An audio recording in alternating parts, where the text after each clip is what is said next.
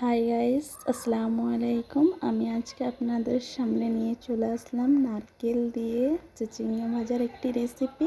তো কিভাবে নারকেল দিয়ে চিচিঙ্গা ভাজা করতে হয় বিস্তারিত দেখতে থাকুন। আমি একটি কড়াই নিয়ে নিলাম। চিচিঙ্গা নুন, হলুদ ও জল দিয়ে আমি ভালো করে সেদ্ধ করে নেব।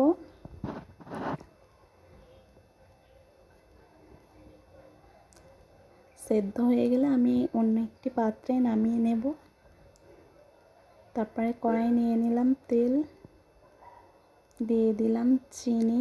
তো চিনিটা তেলে ভালোভাবে নাড়াচাড়া করে গুনিয়ে নিতে হবে। ওখানে দিয়ে দিলাম শুকনো লঙ্কা ছেঁড়া, তারপরে দিয়ে দিলাম রসুন বাটা, তারপর দিয়ে দিলাম কিছু পেঁয়াজ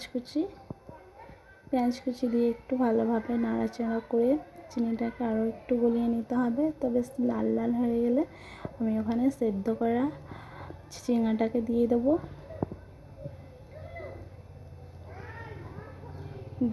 নারকেল